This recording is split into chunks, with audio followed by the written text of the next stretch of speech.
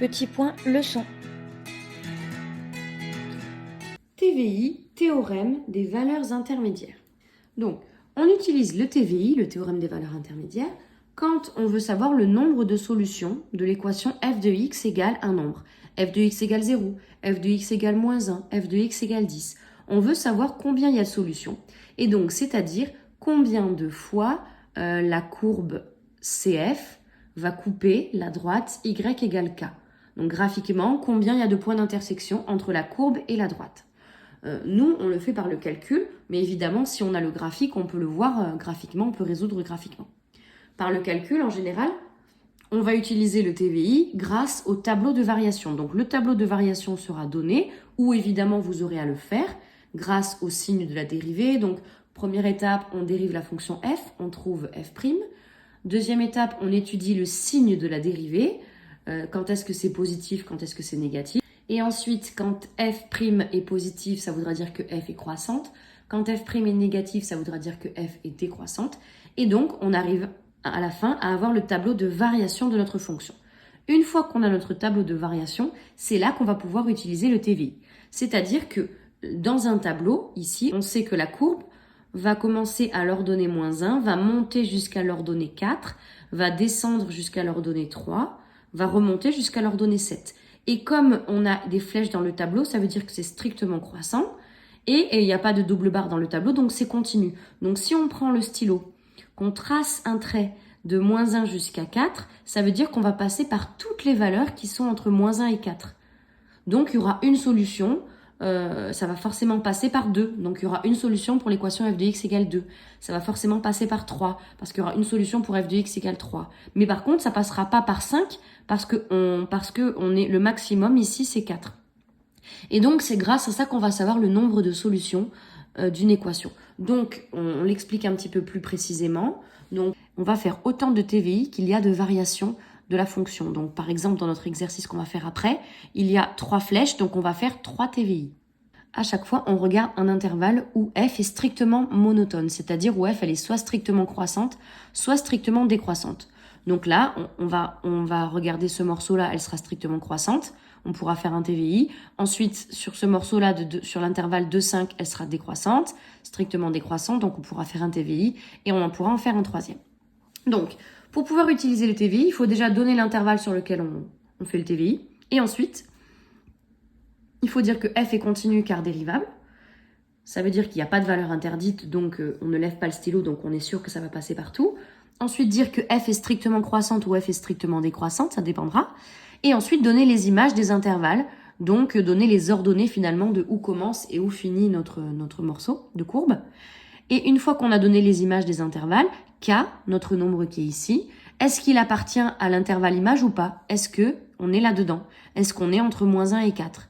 Si on est entre moins 1 et 4, il y aura une solution. D'après le théorème des valeurs intermédiaires, l'équation f de x égale k admet une unique solution. On est sûr que si on trace une fonction qui est strictement croissante et qui part de l'ordonnée moins 1 et qui monte jusqu'à l'ordonnée 4, on est sûr qu'elle va passer exactement une fois par l'ordonnée 3 par exemple, parce qu'on va faire que monter. Forcément, on sait qu'il va y avoir une solution. Par contre, on est sûr qu'il n'y aura pas de solution pour l'équation f de x égale 6 par exemple, puisque la courbe commence à l'ordonnée moins 1 et on monte jusqu'à l'ordonnée 4, donc forcément on ne sera pas monté jusqu'à l'ordonnée 6. Donc si k appartient à l'intervalle image, d'après le théorème des valeurs intermédiaires, l'équation f de x égale k admet une unique solution. Par contre, si k n'appartient pas à l'intervalle image, si, comme là j'expliquais 6, il n'y aura pas de solution dans cet intervalle.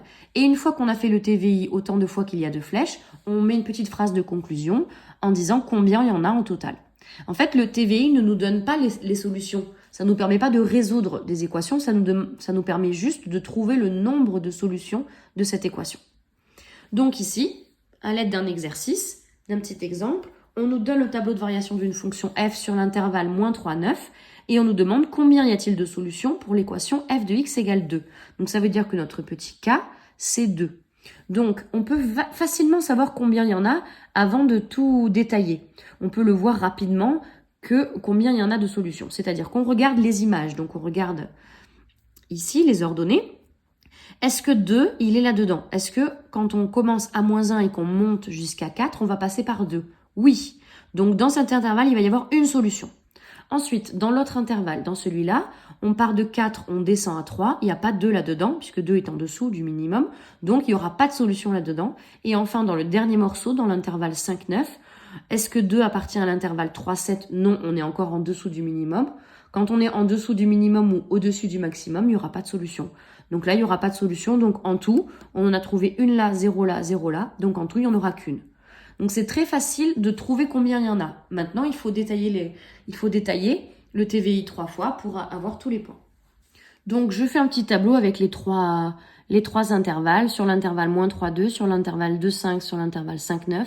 Et donc je commence par dire f est continu car dérivable.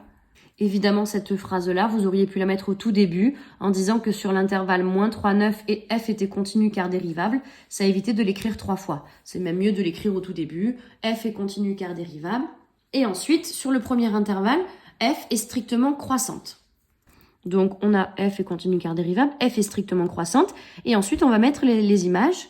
Donc, f de -3 vaut -1, f de 2 vaut 4.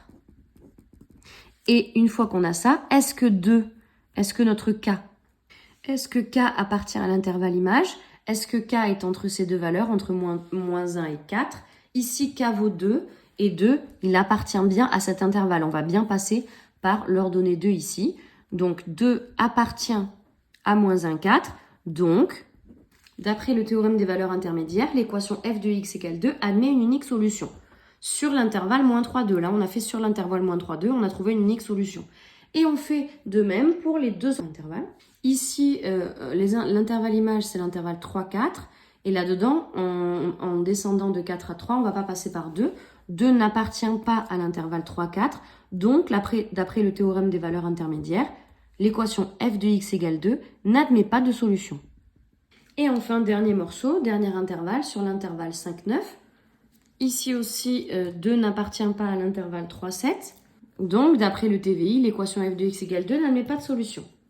Une fois qu'on a fini de faire nos 3 TVI, c'est là qu'on peut conclure sur l'intervalle entier, donc sur l'intervalle -3, 9. On compte combien on a trouvé de solutions. Finalement, quand on fait 3 fois le TVI et qu'on fait la conclusion ensuite, on peut avoir soit 0 solution, si on n'a aucun dans les 3 morceaux, soit une solution, soit 2, soit 3, si par exemple, à chaque fois ici, 2 appartenaient, 2 appartenaient et 2 appartenaient, on pourrait avoir jusqu'à 3 solutions. Donc on aurait entre 0 et 3 solutions de toute façon. Conclusion, sur l'intervalle -3, 9, l'équation f de x égale 2 admet exactement une solution. Donc le TVI est très facile à comprendre. En fait, la difficulté, c'est la rédaction. C'est assez long à rédiger, surtout si on a besoin d'en faire 3.